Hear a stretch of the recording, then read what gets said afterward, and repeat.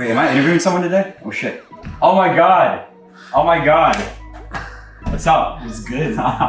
Let's get this interview, baby. Let's fucking go. Best podcast in Boston. Right? Second best. Best. Third best. Best.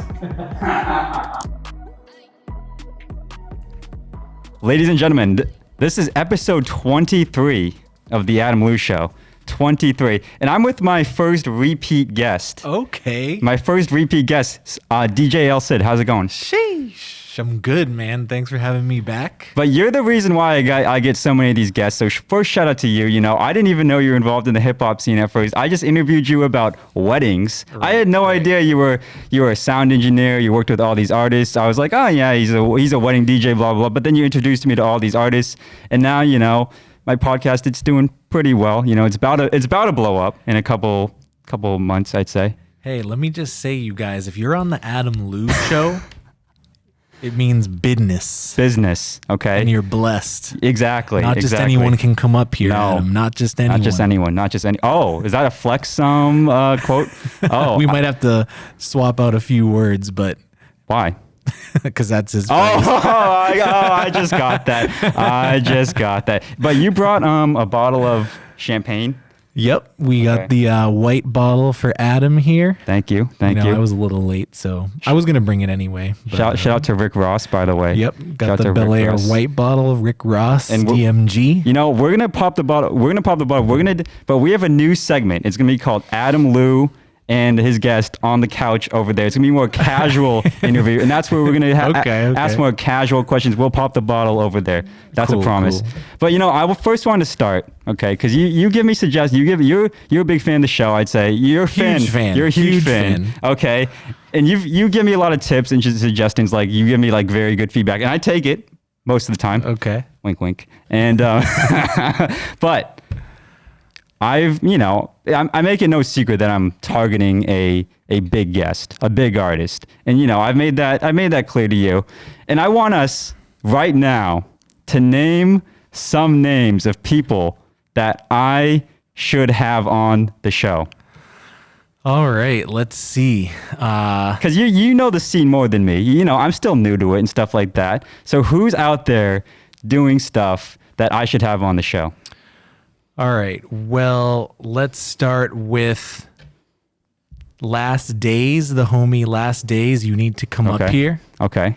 We're calling out Last Days. That's my guy. He just dropped a fire 5-song EP, Rose Gold Dawn. Dope. Oh, yeah. I did hear about that. Also, G-Eyes. I really like G-Eyes. Okay. Really dope artist. I think you'll really like him too. Okay, G-Eyes. Cool. G-Eyes. You need to come out here. Okay. Let's see. Who else? Millie's. You know what? I would like to see Millie's on the show. Right? You should come on. Millie's sees. Bring the boy. Bring the boy. That's the big fish, right? That's the big fish we got to get, right? Like that's like realistic, and it's Boston. It's it could happen in a couple of years, but that's the big those fish. Three are moving. Yeah. You know? Yeah, okay. Absolutely. I sit here forever and. Okay. But those are the three. Yeah. Thank you. Yeah. Okay.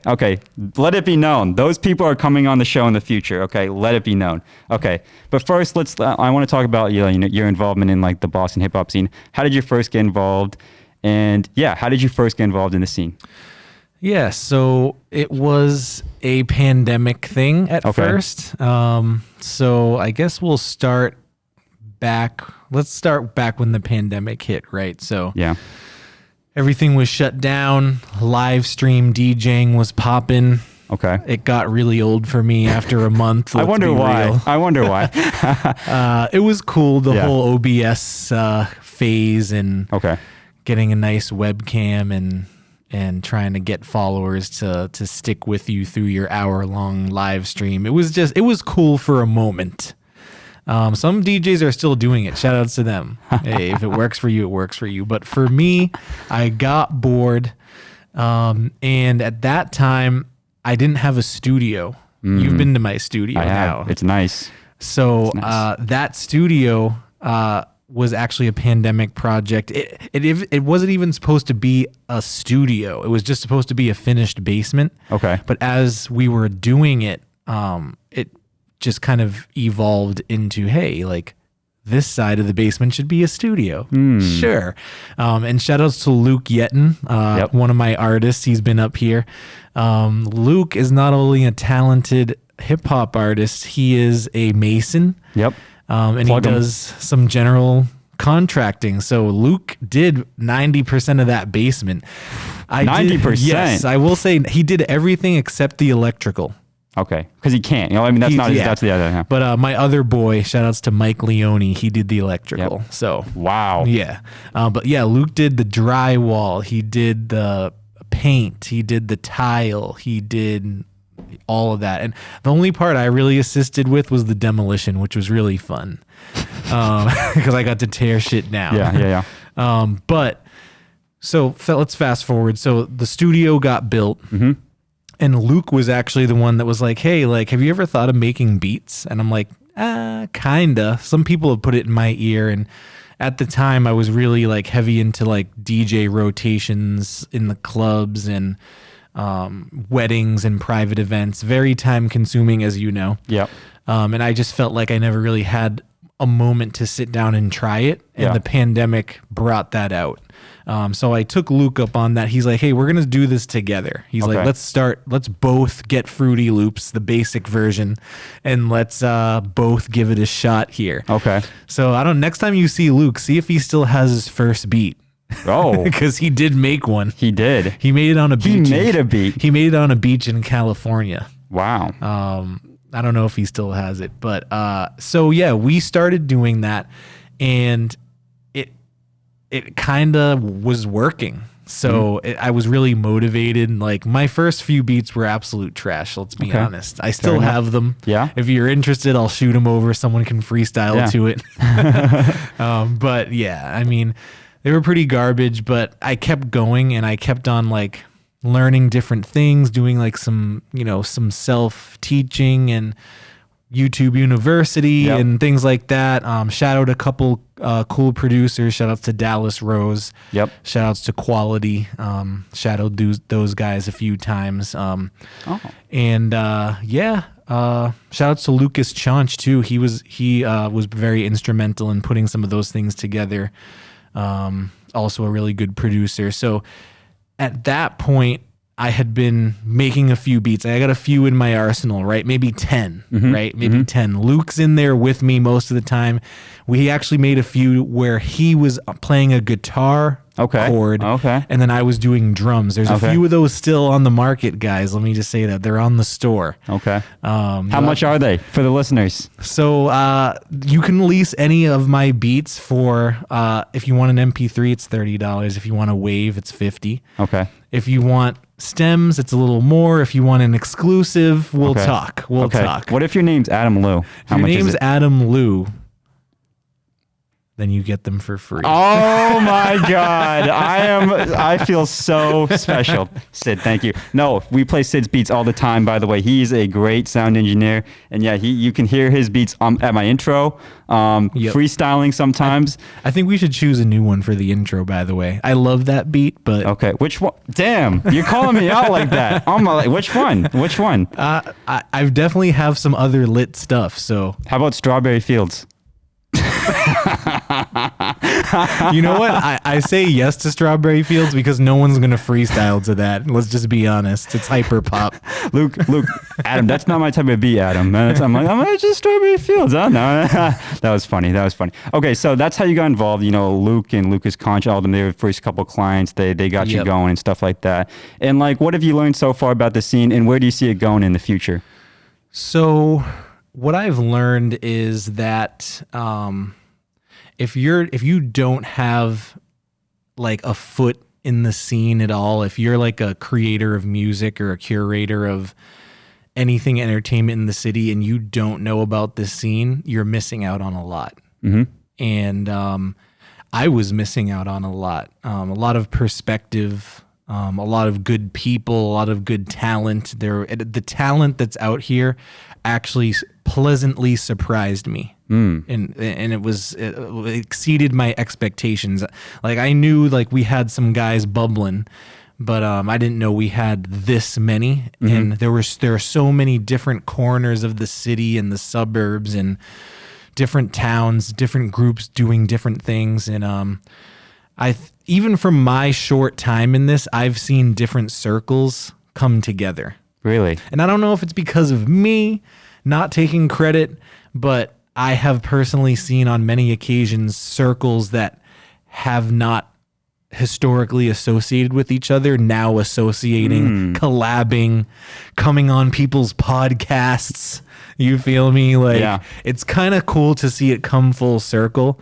And that's what I like. We have a lot of work to do. Sure. We have a lot of work to do because there seems to be a lack of known pathway for a Massachusetts artist to pop. Okay. Everyone wants to know, how can I pop? What do I do? The answer is no one really knows what to do. Because we haven't popped yet. Only a few have popped. Yeah. But like what I'm trying to do is not only pop my own artist, but once we do that, throw the ladder down, lay out the steps and replicate it. Have other people replicate it, replicate it with a different artist. Like there needs to be some kind of a blueprint for what do you do. Because everyone, you can say all day you want, oh, just work harder, just be consistent, just go to shows, just do this, just network, just. But at the end of the day, do you know that is going to work? Do you know of someone who's done those steps and it's worked for them? Like we need some kind of standard of measurement here, some steps. I feel like no one's saying this, but the other major music markets have this. Okay. I'm convinced they do. Like LA, NYC, all of them. Like there's a pathway that you take is what you're saying. Okay. And at some point the city gets behind who it is at the time. So I feel like here it's like me.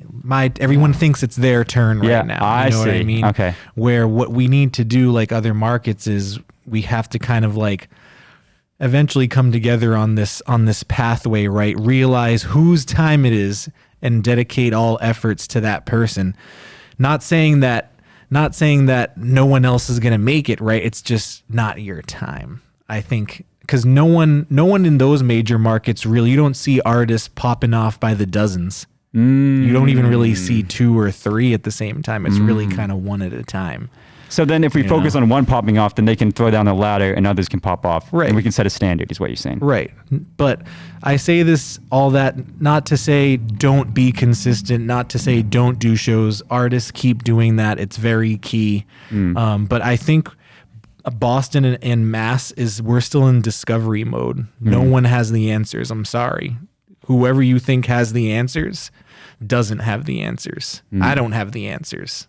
People above me don't have the answers. I got you. So we're trying to figure it out together. Okay. But what did the artists that have popped off so far, so Millie's, Bia, Cousin Stiz, what did they do differently that maybe some of the artists here are missing?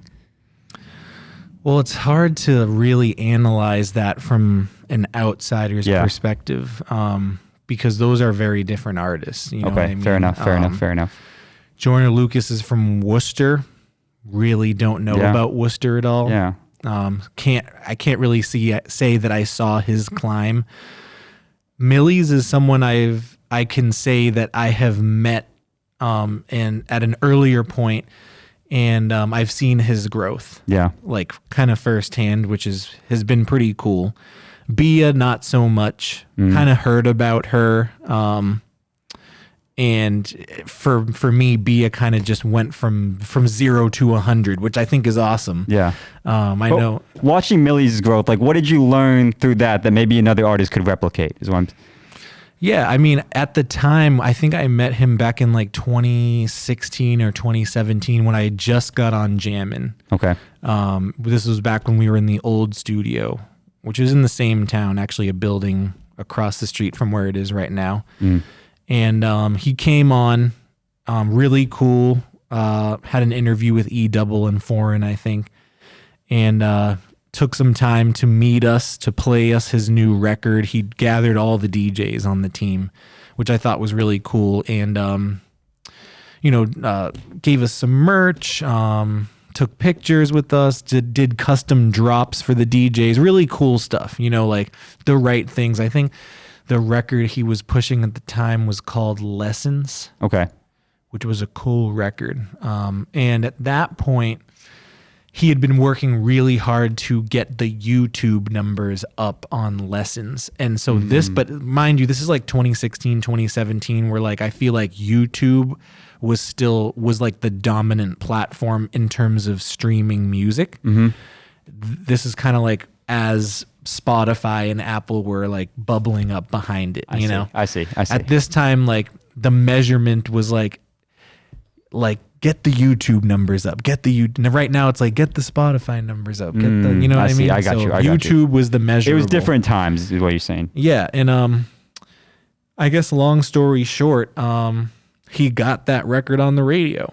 Great accomplishment, not just on the Launchpad, which is another show that we do on Sundays that is less mainstream.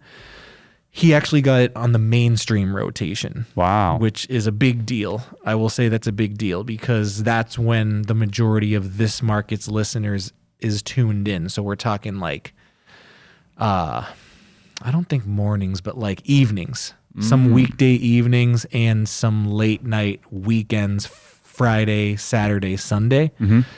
And the record lasted a little bit. But I don't think it did as well as we all thought it would. We all got behind it, of course. Shout outs to Millie's and Lessons. That was a dope track. You guys can check it out. But I think that was, no pun intended, a lesson even for him because what you might think is radio and consumable by this market may end up not being so. Oh, okay. And that's cool. Things are tried on radio and don't end up working out. Sometimes they stick, sometimes they don't. Boston's a little bit more of a unique market. So I think he took that as a lesson and learned from that. And he's been growing ever since. Like he did the project with Dave East and he's done some stuff with Jadakiss since then, which is awesome. But I bet you if you were to ask him, he would say, oh, I haven't made it yet. You know what I mean? Like we kind of look on the outside and might think, oh, like that's a really poppin' artist. He's made it. But I bet if you asked him, he'll probably tell you he's got way more work to do. So respect to Millie's and keep going, bro, because we're rooting for you. Interesting.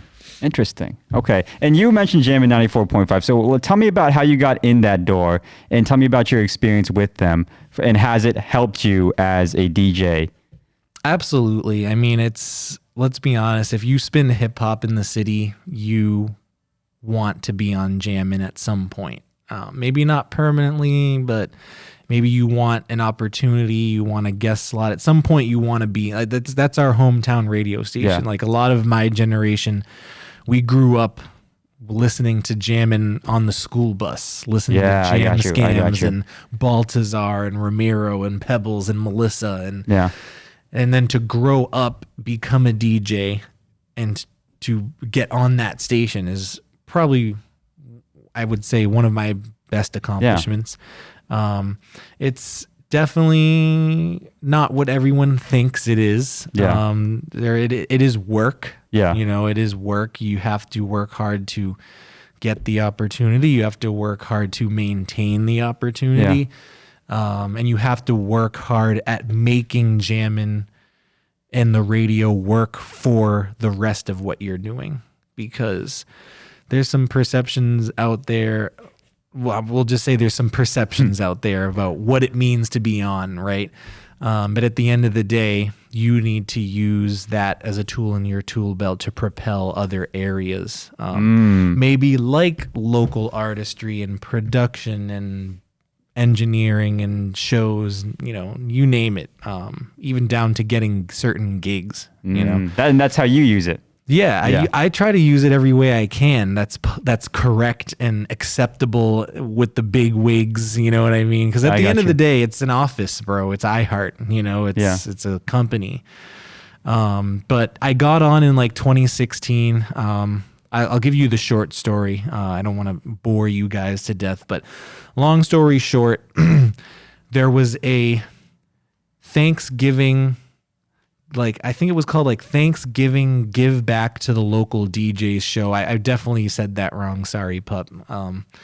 But there's something along the lines of that. There was a Thanksgiving marathon in 2016 that was giving a bunch of local nightlife DJs like myself and others the opportunity to spin some slots on Jammin', which is great. There was about, I think 25-ish that got the call. And, we got the assignment. We were told what to do, how to do it, how to submit it, what the deadline was, etc. And for me, let me just say this. There was no promise. There was no guarantee that, hey, if you do well, you're going to get on. You know what I mean? Like, there was none of that. It's just like, hey, this is a one-time thing. Like, do you want to do it? I said yes. But for me, everything is a test. I treat everything like the opportunity that it is. I may never get that opportunity again, right? That's what was going through my head. I have to treat this opportunity like it's my last time ever being on the radio. Right. So that means. So you went all out. I went all out. Yeah, sure. I got different graphics made. I got motion graphics just came out at that time. Damn. I got those made. I obviously told everybody, friends, family, like we had a little listening party for when it was airing, etc. Oh, damn. I made this is back when I feel like this was the last year where like handing out CDs was still cool. I got CDs printed. And I even mailed them to like people in other states and countries. That we're really into like me getting on the radio and stuff. And over Christmas following that, I was like literally in the post office just mailing a bunch of the CDs out with the shows. Let's go. Let's fucking go. Like I tell you, like I did everything that I thought I could to succeed at the test, right? Yeah. To me, it was like there's gotta be something more to this, right? And even if there's not, it puts me in a good position to be like, hey, I know this was just Thanksgiving, but what are the possibilities here? Yeah. And long story short, the 25 got cut down to like 5 who got on for like New Year's, which was the next thing. And then that got cut down to like 2. And then it started with me getting opportunities to fill in for the DJs who went on vacation or were sick or something. I was the guy, hey, you want to fill in? Yeah, I got you. Cool. And then as soon as the slot freed up, you're in. I was seeing my name on the schedule. So and it's funny. It wasn't like some people think like it's like a job where like an email goes out to the whole company and it says, congratulations to our newest mixer, DJ El Sid. Everyone, make sure you stop by his cube and give him some fruit. No, it's not like that at all. It was literally like, is this a permanent thing now? And they're like, let me check. Yep. You're on. There's no confetti. Like, there's no party or anything. Nope. I mean, I threw myself a party, but it was just like, yep, you are. I'm like, all right, let's do it. Hey, good for you. So you went all out. You made the gamble and it worked out. Basically. Yeah, absolutely. And since then, I've gotten better slots. I now have 10 p.m., which I think is a pretty awesome slot because it's when people are driving to the club. Yeah. 10 p.m. Saturday night, jump off, catch me. Yeah. Lock in, take a video, tag me, I repost. And yeah, it's been great. It's been great. Hell yeah. And last question, and where do you see, you're part of Jamn 94.5, everything, like, where do you see this scene, this whole Boston music rap scene going in the next couple of years? Hopefully to new heights. Yeah. I think we have a ton of potential. I think we're working harder than ever. I'm seeing a lot of different things happening, different kinds of shows, video release parties, mixtape release parties. Whoa, wait. Did you have a couple of those? I forget. Did you throw a couple of those? Yep. Oh, yeah, you did. I have more coming up too. Really? Yep. But am I invited to those? Of course. Thank fucking God. Okay. Might need some photos too. Just okay. We're getting richer that day, folks. We're getting richer. Okay, there we go. And like I said earlier, I see a lot of different circles that previously weren't really messing with each other, like now kind of messing with each other, collaborating. Yeah. So it's good. We need more collaboration. We need, certain circles intersecting with others because, if you're an artist and you're performing at the same group's shows, it's the same people seeing you. So if you're collaborating, you're really sharing those audiences and learning about new ones. And, I'm sure, a lot of people that have come on this podcast, maybe people hadn't heard of before. It kind of works like that too. Like now, I got you. But yeah, I'm starting to throw my own events. As you know, I've done some mixtape release parties at the clubs that I do. And I have it's still in the works, but I have a video release party with Money Maverick that's going to be announced at the end of the month. Oh, we're still working it out. Oh, it will be at one of my clubs. I don't know which one it is yet. Okay. But it will be dope. Okay. The song is called The Greatest. Okay. We're going to release that single with the video at the same time. Okay. Sometime at the end of the month. Video was dope. I am in the video. Oh, hey. Shout outs also to Jerry L and JRZ, co-producers on the beat. I did the engineering, and obviously Money Maverick spitting. And it's dope. It's dope. It's all about being the greatest. Okay. Where Maverick gets crowned king in the video. Okay. He's an MJ fan. And yeah, it's going to be dope. All right. Where can the people find you on Instagram and everything? Yep. So I have a lot of accounts. Okay. But primarily at DJ El Sid. He does have a lot of Sid the Slaps. Yep. DJ El Sid ENT. Right. So, but we'll start with regular DJ El Sid. So at DJ ELSID is all my nightlife and all that stuff, clubs, radio. But if you are an artist and you want to listen to my beats, check out the Beat Store. Like Adam said, it's at Sid This Slaps, so at SID This Slaps. Okay. And then if you're interested in weddings and proms and corporate events and things like that, DJ El Sid ENT. The party will be popping if you hire him. Trust me, I've seen it, okay? And I've seen bad DJs too, and the party's not popping, okay? That's a fact. And okay, I almost hit myself in the mic. Oof. We're cutting that part out. But anyways, they can follow me at AdamLou22, aml-creative.com. And DJ El Sid, thank you for coming on the show. We're gonna transition to the couch over there. We're gonna have some more casual questions for you, some more fun questions. You're gonna get a couple curveballs, okay? So you better be ready. You better be on your A game. Are we freestyling over there? No, I can't freestyle. I can't You're freestyling, but not me. I got no bars. Sorry. Yeah, I don't have any bars either. I'm not gonna lie. Oof, yikes. Okay. Folks, thank you for listening, okay? To the millions out there. All right, peace. Cool, let's go. All right. This is a new segment of the Adam Lou Show. It's called sitting on the couch with Adam. A lot more casual, a lot more. What's wrong, Ethan? Is there something wrong? No, I can't see the. I can't see it. Can't see the bottle. Oh, because it's like I think. Yeah. Okay. I mean, you put it on these. Right. No. It's the chair. It's his chair. No. Move it. Yes. Just drop it down like that. Like this. All right. Middle. More to the middle. Right there. There we go. Right okay, we're trying to get the sponsorship money from Rick Ross. Right? What's it called? That's his name, right? Rick Ross. I want to be a white bottle boy. Have you heard of Rick Ross? Who, me? Yeah, Rick Ross. Yeah, of course. Yeah. Does he rap or something? Something like that. Okay. Heard of. All right. First question. Who are your favorite rappers? Who are your favorite rappers? Of all time? Of all time. I would say Jay-Z. Mm-hmm. I would say Biggie. Okay. New York. Yep. Okay. And then if we're talking about a more current person, I really like French Montana. French Montana. Interesting. Okay. Yeah. Okay. And why? Like, why do you like those three?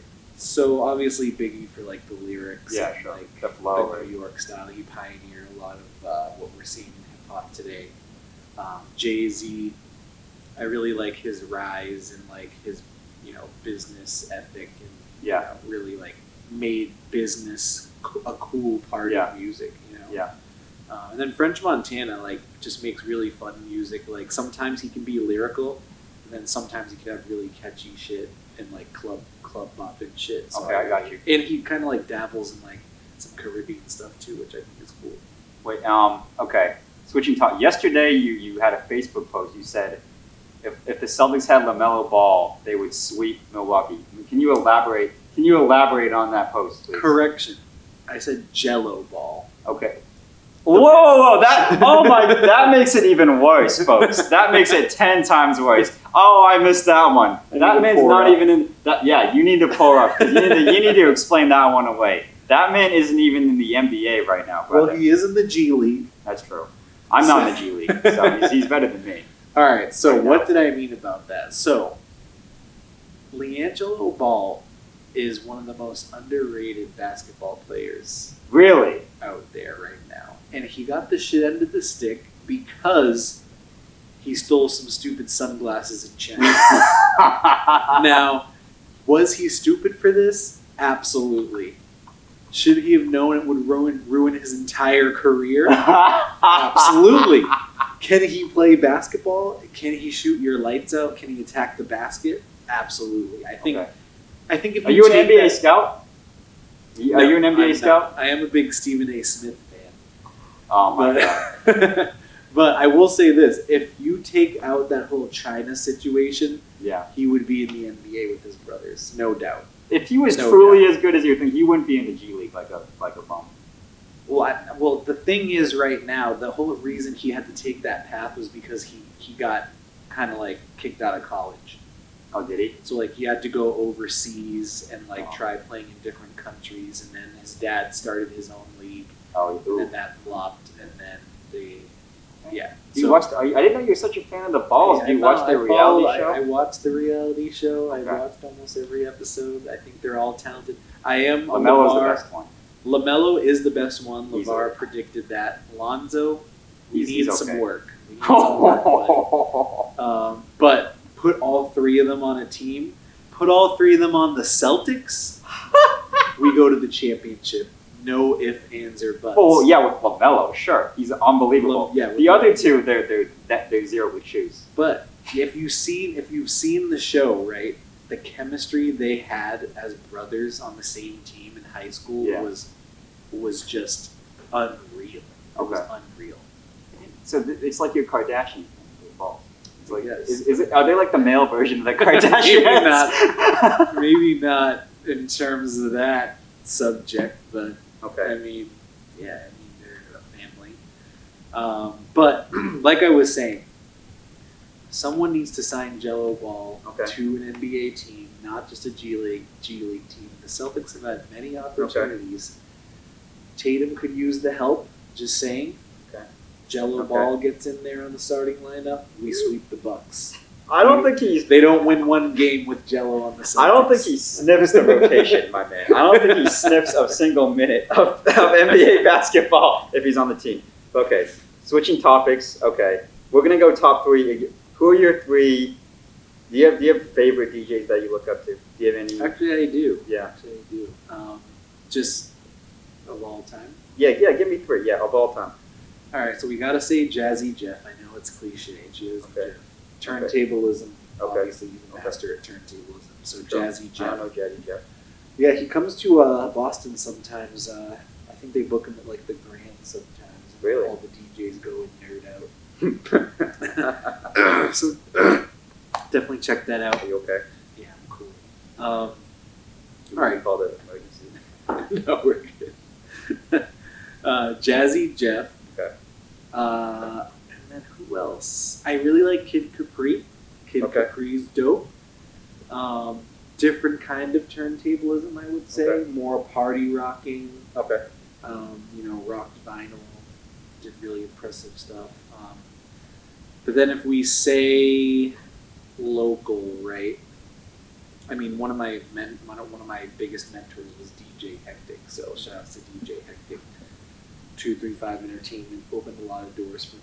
Awesome. Mentor. Yeah, I mean, still by far one of the best in the city, hands down. I personally love listening to him every chance that I get. I actually rocked a set with him at La Fabrica for his birthday a few weeks ago. It was pretty dope. Yeah, in Central Square. Cool. Okay, and then 3 favorite restaurants in the area. 3 favorite restaurants. Big fan of Red Lantern Back Bay. Okay. Haven't been there. Big fan of Davio's, also in Back Bay. Haven't been there. Oh, these sound like pricey. These are choice. like you want to take a girl to. Okay. Yeah, like Okay. you'll impress a girl. Okay. Or, Actually, one time, I'm bad at doing that. back when I was single in college and I was trying to impress this girl senior year, I was at an internship and I was talking to some of the guys and I was like, hey, like, where would you take a girl like for dinner and try to impress her? Like, I don't know about these places. And one guy just goes, Davio's. Take her to Davio's. What type of food is it? It's Italian. So Okay. it's like Italian. Did you split the beef check? Steak. Absolutely not. Absolutely not. Paid for I'm that. an advocate of splitting the check, Paid by for the that way. with my Bank of America debit card, baby. May have overdrafted, but who cares? Boo that. We're booing that. We're booing that. We're booing that. We're booing that. We're booing that. All right, give us number 3. All right, so I said Red Lantern. Davio's. I said Davio's. You took a girl there and you dropped $100 and Yeah, more than that. she's not Lauren. And if her name's not Lauren, that was a waste of Then money. that she don't matter. Where else? Third. I really like this place, Casa de Pedro, that used to be in Watertown. Okay. Venezuelan place. Okay. Really dope. Really dope. Okay. Yeah, those are the. And I was going to ask you this next, but like, what's your favorite first date spot? So Davio's is clearly on there, right? Yes, obviously Davio's. But what's the move on a first date for maybe a young podcaster, single, sushi? 23s. Okay, sushi. And I'll tell you why, right? Okay. Because if she likes sushi, Mhm. it's already kind of high end, right? It's sushi. True.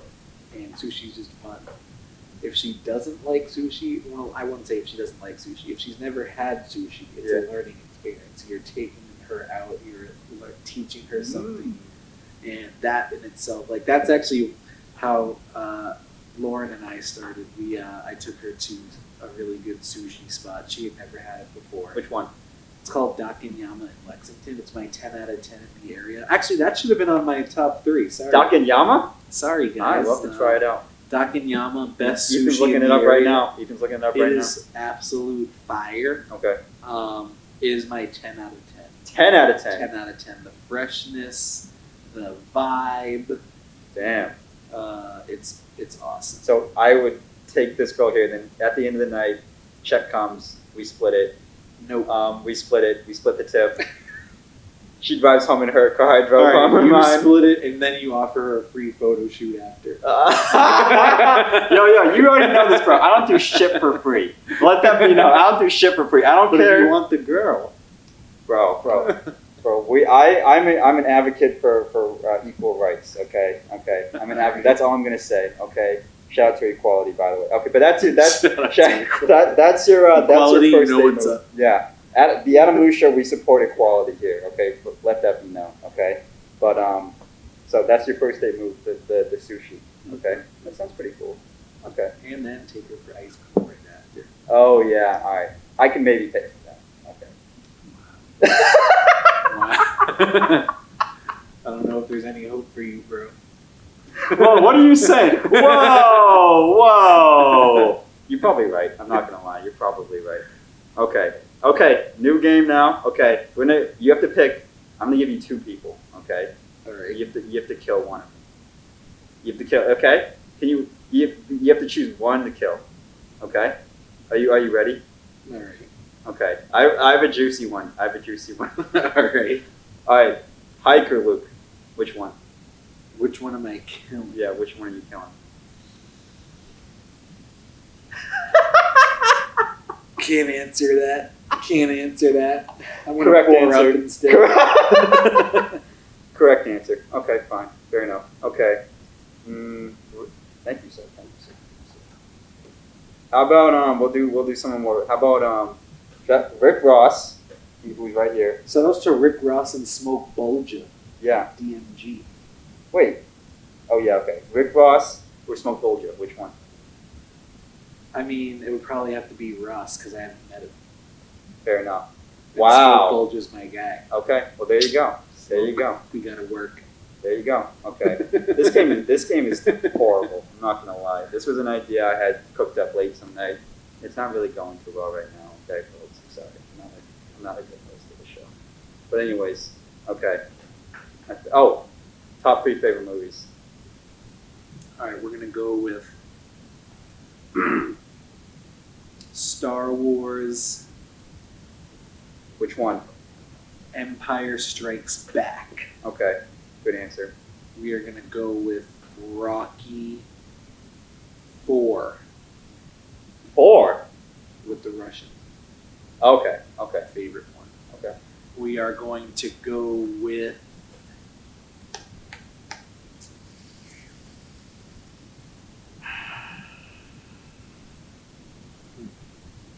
Rocky 4. I'm trying to think what else have I really liked. What was that Christmas movie with Sinbad? It's really old. I think it's got The Lion? Sinbad and Arnold Schwarzenegger in Die Hard? it. No. That's very rare. Arnold Schwarzenegger was in a Die Hard. Oh yeah. Yeah, it's Bruce Willis, my guy. That's There really is no hope for me. Is there? There's no hope. Whatever that movie is, look it up. It's dope. It's a whole Christmas movie. Christmas movie, and I think it was awesome. So, All right, Sid. Thank you for putting up with the antics on the Adam Lee Show. no doubt. Thank you, sir. No worries. And yeah, thank you for coming on. Okay.